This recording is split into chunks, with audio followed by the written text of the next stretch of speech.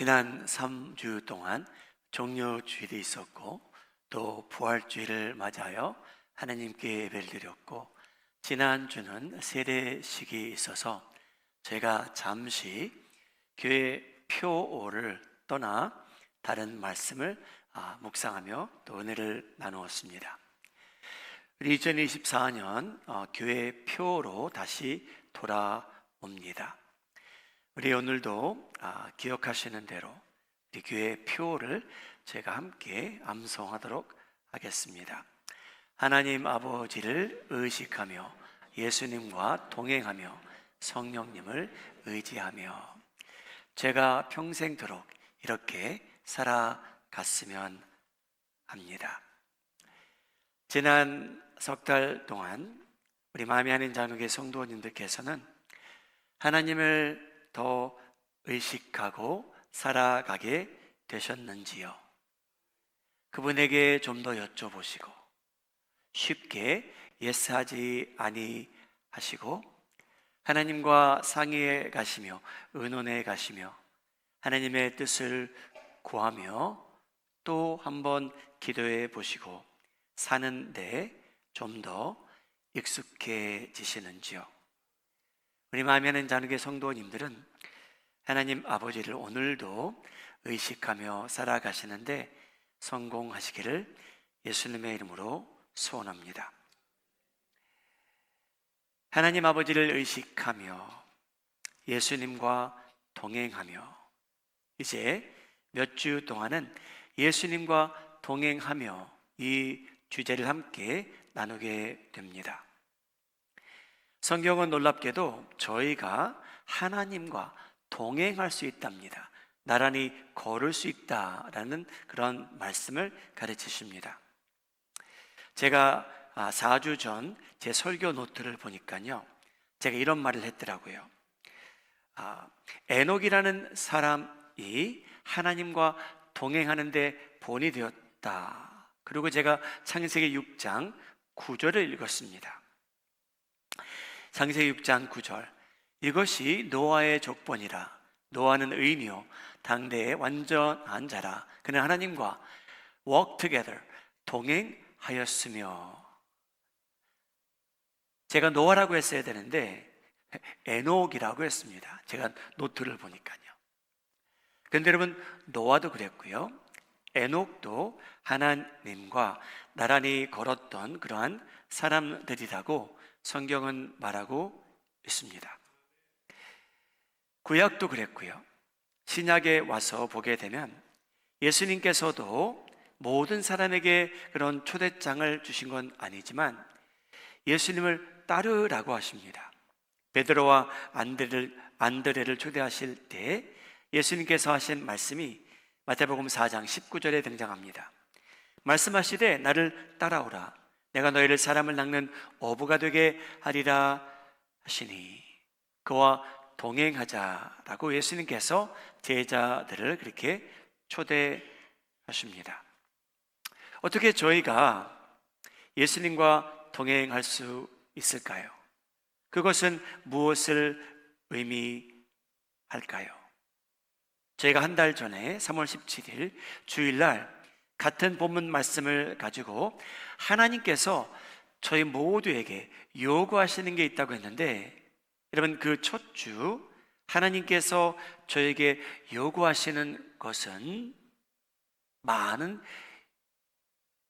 염소도 아니었고요, 기름도 아니었고요, 저희 아들, 딸도 아니었고요. 하나님께서 저에게 요구하시는 것은 남들에게 먼저 정의를 행하라는 말씀이었습니다. 저희가 예수님과 동행하기 원한다면 하나님께서 저에게 요구하시는 건요, 남들을 대상으로 정의를 행하며 살라고 하십니다. 선하게, 착하게, 거짓된 저울을 사용하지 말고 정직하게 사람들을 대하며 살라고 요구하십니다. 미가서 6장 8절 암송 구절인데요, 지난 달 3월 17일 날 이 부분을 강조했습니다. 함께 읽겠습니다. 시작. 사람아, 주께서 선한 것이 무엇임을 내게 보이셨나니 여호와께서 내게 구하시는 것은 오직 정의를 행하며 인자를 사랑하며 겸손하게 내 하나님과 함께 행하는 것이 아니냐. 함께 걷는데 여러분, 예수님에게도 기쁨이 되고요, 저희에게도 피차 덕이 되기를 바랍니다. 예수님과 저희와 동행하기 원하는 그러한 아들, 딸들이 됐으면 합니다. 그래서 예수님께서 요구하시는 게 있는데, 남들을 대상으로 선하게 살아가라고 하시고요, 두 번째 내용은 다음과 같습니다. 인자를 사랑하라고 하십니다. 미가서 6장 8절 말씀 저희가 다시 읽겠습니다. 시작. 사람아, 주께서 선한 것이 무엇임을 내게 보이셨나니 여호와께서 내게 구하시는 것은 오직 정의를 행하며 인자를 사랑하며 겸손하게 내 하나님과 함께 행하는 것이 아니냐. 제가 처음 사역을 시작했을 때는 제가 아내한테, 사모한테 주일 설교 주제가 무엇인지 알려주는 때가 있었습니다. 근데 아마 지난 한 십몇 년은 제가 아내한테 이번 주 설교 주제가 무엇인지 알려주지 않습니다. 근데 어제는 저희가 날씨가 너무 좋아서요, 밤에 산보를 나갔는데 왠지 모르게 제가 그냥 내일 설교 주제에 대해서 제가 아내한테 결론만 말씀을 주었어요. 여보, tomorrow 설교 주제는 인자를 사랑하라 입니다. 그랬더니 사모가 저한테 그러더라고요. 아, 인자를 사랑하라, 예수님을 사랑하라 라는 그런 주제네요. 근데 여러분, 오늘은 그 주제가 아닙니다. 여기서 나오는 인자는요, 긍휼하심이에요. 영어로는 mercy라고 나옵니다. 구약에서 신약에서 이 비슷한 내용을 mercy라는 단어로 많이 번역하는데, 한어로는요, 긍휼하심, 인자하심, 자비하심, 다양한 단어를 비슷한 내용인데, 어떻게 보면 동일한 내용인데 다른 단어를 사용하고 있습니다.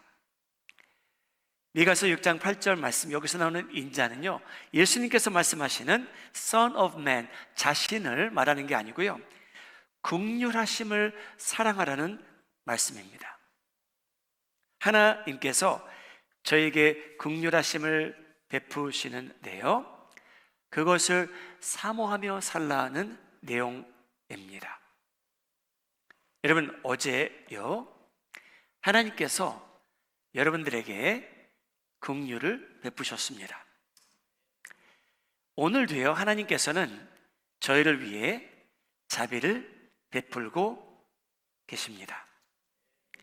여러분, 저희가 하나님께서 나를 대상으로, 우리 가정을 대상으로 긍휼을 베푸시는 것을 인지하지 못해서이지, 인정하지 않고 살아서이지, 하나님께서는요, 저희를 대상으로 긍휼을 베풀고 계십니다. 그래서 여러분, 저희의 임무는 뭐냐면요, 그것을 인지하고요, 그것을 인정하고요, 자주 많이 appreciate 하면서 감사하며 사는 겁니다. 하나님께서는요, 모든 사람에게 은혜를 베푸시는 것도 있대요. 근데 여러분, 하나님께서 믿지 않는 사람들로부터 영광 받는 일은 없습니다. 그러나 자녀들로부터는 하나님께서 나를 위해서 긍휼을 베풀고 계시는구나, 인자로 만나주시는구나, 나에게 자비로우시구나, 그러한 말은, 인정은 받기 원하시는 것 같습니다. 그래서 하나님께서 하나님과 동행하기 위해서는 하나님께서 우리에게 긍휼을 베푸시는 것을 인지하고 사모하며 살래요. 그렇게 되면 저희가 저희 눈에 보이지 않는 예수님과 walk together 할 수 있다는 그러한 내용입니다. 사랑하는 여러분, 저희는 이 긍휼이란 단어를 몰라도요, 저희가 살아가면서 하나님을 모르는 시절 때나 하나님을 알게 된 후에 저희가 경험하는 것은요, 나는 누구로부터 긍휼함을 받을 필요가 있는 대상이라 라는 결론을 내리게 됩니다. 나는 진짜 내 힘으로 해결할 수 없는 일을 내가 직면해야 되는데, 나는 누군가의 긍휼을 필요로 한다. 누군가가 나에게 mercy를 좀 내주었으면 좋겠다라는 생각이 들 때가 옵니다. 여러분, 구약이나 신약에 참으로 딱한 사정에 처한 사람들이 하나님의 긍휼하심을 구하는 장면이 여러 번 나옵니다. 너무나 많이 나오죠. 한나라는 여인은 남편이 있고 남편에게 두 아내가 있는데, 그 다른 아내는 아기를 잘 낳습니다. 그 아내가 한나를 놀립니다. 그래서 한나는 너무나 고통스러워했죠. 사무엘상 1장 11절, 서원하여 이르되 만군의 여호와여, 만일 주의 여종의 고통을 돌보시고 나를 기억하사 주의 여종을 잊지 아니하시고 주의 여종에게 아들을 주시면 내가 그의 평생에 그를 여호와께 드리고 삭도를 그의 머리에 대지 아니하겠나이다. 한나가 너무 고통스러워서 하나님께 기도할 때, 하나님, 저를 잊지 마세요, 저를 꼭 기억해 주세요 라고 기도한 적이 있답니다. 신약으로 넘어오게 되면 여러분이 mercy라는 단어가 여러 차례 등장하는데, 여러분, 살아가는데 얼마나 딱한 사정에 처한 사람들이 신약에도 많이 나오는지요. 어떤 이름도 언급되지 않는 가나안 여인이라는 사람이 마태복음 15장에 등장합니다. 얼마나 딱한 사정인지요. 15장 22절, 자기 딸이 있는데 여러분, 귀신이 들렸대요. 그래서 여러분, 이 엄마는요, 이 여인은요, 이 예수라는 이적을 일으키는 사람이 있는데 그를 찾아오게 됩니다. 그래서 만나자마자 여러분, 이 여인이 한 게 있어요. 나와서 소리 질러 이르되 주 다윗의 자손이여, 나를 불쌍히 여기소서, 내 딸이 흉악하게 귀신 들렸나이다 하되. 여러분, 이 여인이 기도한 내용은요, 자기 딸을 좀 치유해 주십사 크게 소리 질렀대요, 예수님한테. 내용이 뭡니까? 불쌍히 여기소서. 얼마나 딱한 사정입니까? 열 문둥병자들이 등장합니다. 여러분, 어느 병원을 찾아가도, 어느 의원을 찾아가도 고칠 수 없는 병이었어요. 누가복음 17장 13절, 이 10명이 거리를 두고요, 예수님과 소리를 높여 이르되 예수 선생님이여, 우리를 불쌍히 여기소서 하거늘. 여러분, 저는 여러분들 삶의 인생의 스토리를 몰라도요, 여러분들에게는 분명히 그런 때가 있었다는 것은 확신합니다. 너무나 힘든 때, 고통이 심할 때, 내가 이 일을 직면해야 되고 스스로 헤쳐나가지 못할 때, 저희가 그렇게 기도했던 때가 있습니다. 하나님, 저 고통이 너무 심하거든요. 제가 이 일은 해결할 수 없거든요. 하나님께서 저를 불쌍히 여겨 주시옵소서. 제발 하나님, 저를 잊지 말아 주시옵소서. 하나님, 제발 제 부모님 불쌍히 여기시고 제 자녀들 하나님께서 긍휼과 자비를 그들에게 베풀어 주시옵소서. 여러분, 저희가 그때는 간절해지지요. 그 문제를 저희가 해결하고자, 응답을 받고자 저희가 간절해질 때가 있습니다. 긍휼을 구하는 때입니다. 하나님께서 저에게 주시는 긍휼이 있는데, mercy가 있는데, 여러분, 이것을 사모하며 살래요. 한나는 어떻게 됐습니까, 여러분? 하나님, 저 잊지 마시옵소서 했는데 하나님께서 아들을 주셨고요, 그 후에 다른 자녀들도 주십니다. 가나안 여인의 딸은 어떻게 됩니까? 엄마가 간절히 기도하고 불쌍히 여겨주시옵소서 했을 때 여러분 그 귀신도 그 딸을 떠납니다. 여러분 10 문둥병자들은 어떻게 됐습니까? 제사장을 보러 가는데 가기 전에 하나님께서 역사하셔서 10명이 다 치유를 받습니다. 응답을 받은 10명이잖아요. 근데 여러분 누가복음을 보게 되면 한 명만 돌아온다고 합니다. 한 명이 돌아와서 예수님께 경배하며 감사했다고 합니다. 여러분 저희는요, 저희 삶 속에 힘들 때 간절함이 임하는 건 사실이에요.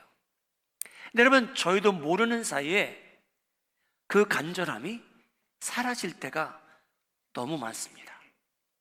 여러분 그 간절함이 희석되는 때가 저에게 모두에게 임해요. 저희가 더 이상 하나님께 간절함을 갖고 기도하는 때가 생각해보면 점점 사라지기도 합니다. 지금 20대, 30대 되는 분들은 주목사님은 무슨 말을 하고 있나? 근데 여러분 40대, 50대, 60대, 70대 가시면 여러분 제가 야곱이 인생이 험악하다고 했거든요. 그래서 여러분 저희 모두가 하나님께 간절히 구할 때가 오는데, 하나님의 긍휼과 자비를 바라는 때가 오는데 여러분 저희도 모르는 사이에 그 간절함이 사라진다는 말씀입니다. 그래서 성경은 저희에게 하나님의 긍휼하심, 하나님께서 저에게 베푸시는 그 긍휼하심이 있는데 그것을 사모하며 살래요. 사랑하는 여러분, 여러분 마음속에, 삶 속에 하나님을 바라는 간절함은 고통 없이도, 아픔 없이도, 문제 없이도 여러분 일상생활에 남아있기를 소원합니다. 여러분이 살아가는데 가는 길이 평탄하기를 바라요. 여러분 평탄할 때 간절함이 희석되지 않기를 바라고요, 지속적으로 하나님께 하나님 저를 긍휼히 여겨 주시옵소서. 여러분 그 기도는 여러분 삶 속에서 사라지는 일이 없기를 바랍니다.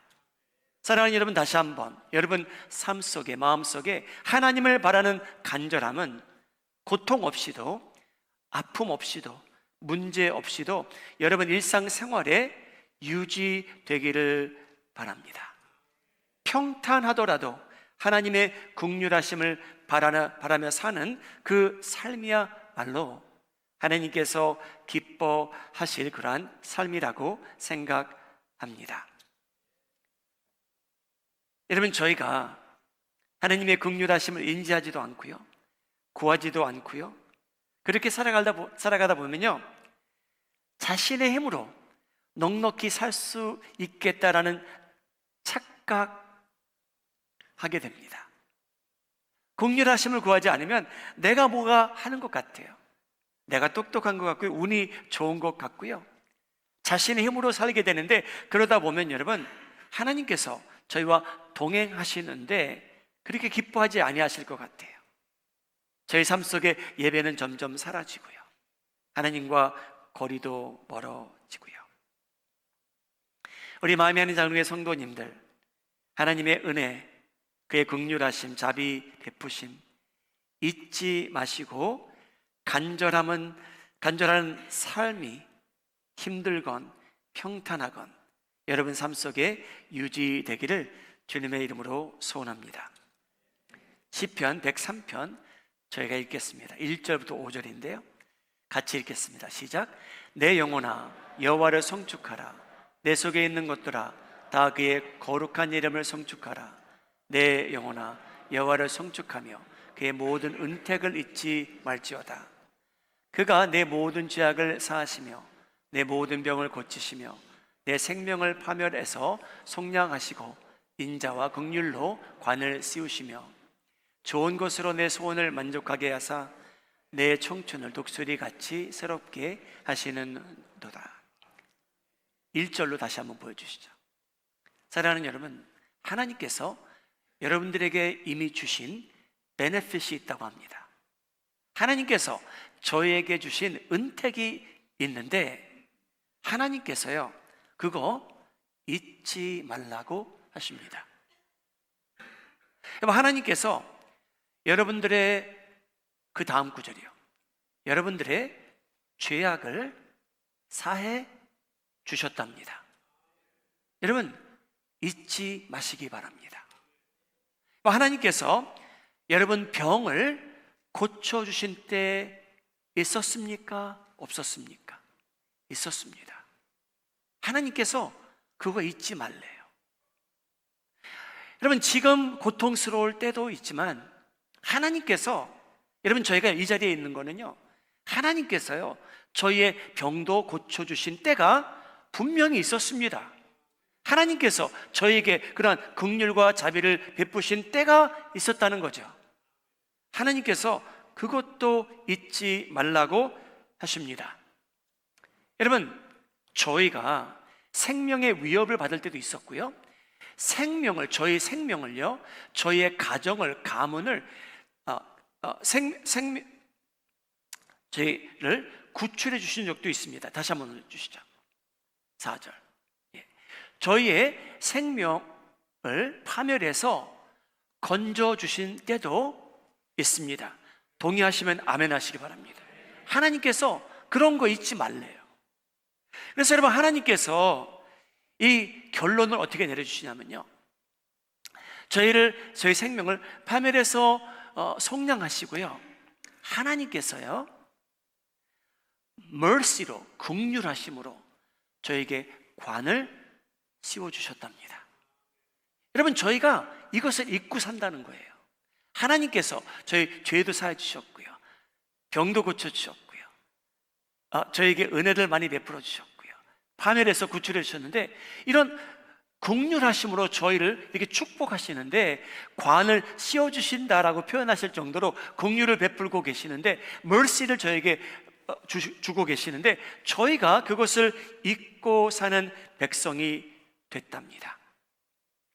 우리 마음에 있는 장로교회 성도님들, 예수님은 저희 눈에 보이지 아니하십니다. 그와 어떻게 동행할 수 있을까요? 남들에게 착하게 살아가래요. 하나님께서 주시는 은혜 가운데 긍휼함이 있는데 그거 사모하며 살아가래요. 간절한 마음이 사라지지 않도록 하나님, 저에게 긍휼을 베풀어 주시옵소서. 예수님께서 여러 비유를 들어주십니다. 실제로 그런 일이 있었다는 건 아니죠. 예수님께서 어느 두 사람이 하나님 앞에 기도를 왔대요. 교회에 들어온 거죠. 회당에 들어온 거죠. 하나님께서는 어떤 사람의 기도를 기뻐하시며 응답하실까? 예수님께서 그 정의를 저에게 알려주시는 장면이 있어요. 누가복음 18장인데요, 한 사람은요 하나님의 긍휼을 간절히 기다리며 사모하며 사는 사람이고요, 다른 사람은요 하나님의 은혜 당연시 여기며 자기가 잘났다고 하며 사는 사람이 있습니다. 두 사람이 다 기도한대요. 예수님께서 이 비유를 들어주시는 이유는요, 저희로부터 응답을 얻기 원하세요. 하나님께서 누구를 더 기뻐하셨을까? 우리의 생각은 어떠냐는 겁니다. 이 비유의 목적은요, 바리새인은 서서 따로 기도하여 이르되, 여러분, 바리새인은요 정결함을, 거룩함을 중요시 여겼어요. 오케이. 그래서 세리하고는요 같은 공간을 차지하고 싶지도 않대요. 이르되, 하나님이여, 나는 다른 사람들, 곧 토색, 불의, 간음을 하는 자들과 같지 않습니다. 이 세리와도 같지 아니함을 감사하나이다. 12절. 나는 일에 2번씩 금식하고 또 소득의 11조를 드리며 삽니다. 와, 이런 기도를 한대요. 13절. 근데 여러분, 이 세리는 멀리 서서 감히 눈을 들어 하늘을 쳐다보지도 못하고 다만 가슴을 치며 이르되, 하나님이여, 저 불쌍히 여겨주시옵소서. 나는 죄인입니다. 여러분, 예수님께서 이 비유를 왜 들어주십니까? 한 사람은요 하나님의 긍휼하심을 이게 사모하며 사는 사람이에요. 자기가 부족하대요. 자책하며 살아요. 뭐 한 사람은요, 자신을 남들과 비교해 보니까 저 사람은 나보다 못하고, 저 사람은 나보다 안 되고, 내가 뛰어나고, 내가 잘났고, 이런 기도만 하면 산대요, 여러분. 그런 모습으로 산대요. 여러분, 하나님께서 응답하시고 기뻐하시는 사람은요, 하나님 앞에 나아갈 때, 하나님, 저 죄인입니다. 저 참 못됐습니다. 저 무능합니다. 하나님, 저 불쌍히 여겨주세요. 하나님께서 뭐라고 말씀하시냐면요, 하나님의 mercy를 사모하며 살래요. 사랑하래요. 저희가 잘난 체 하지 말고요, 하나님으로부터 긍휼을 얻을 수 있도록 하나님, 저를 불쌍히 여겨주시옵소서. 저를 도와주시옵소서. 저는 죄인입니다. 하나님께서 그렇게 살아가는 자녀를 기뻐하신다는 그러한 말씀입니다. 여러분, 저희가 살아가는데 그런 아픔과 고통이 없기를 바랍니다.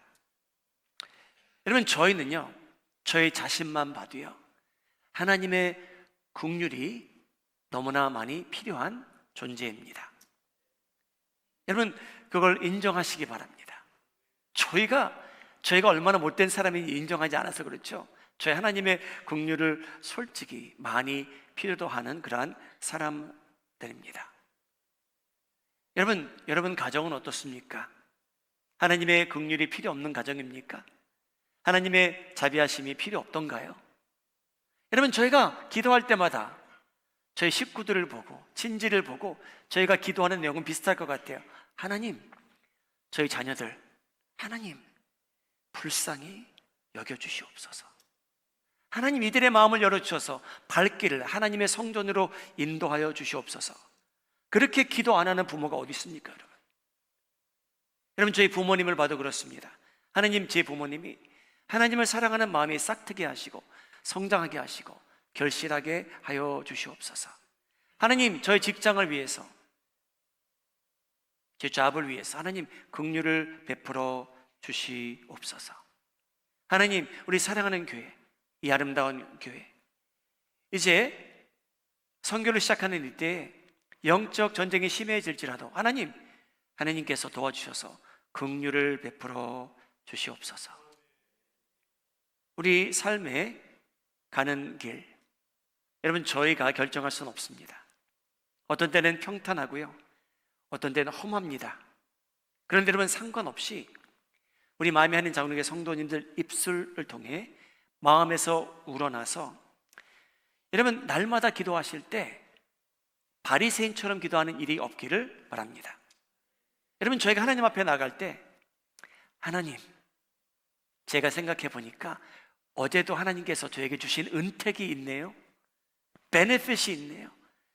감사합니다.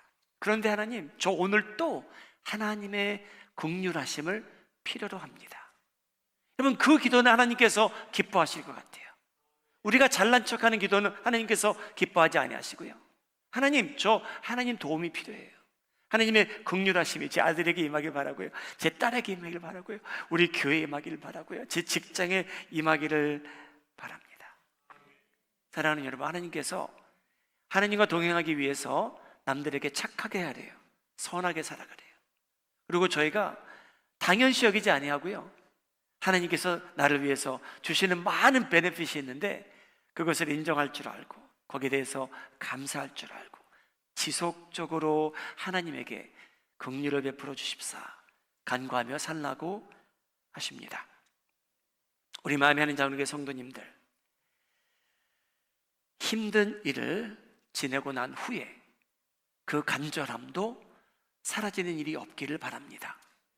간절함을 유지하시고요, 하나님께 긍휼을 부탁하시며 기도하시며 살아가시고 하나님께 주시는 그 은택 잊지 않고 살아가심으로 인해 그렇게 살아가는 성도님들에게 예수님께서 나란히 오셔서 함께 동행하는 그런 역사가 일어나기를 예수님의 이름으로 축복합니다.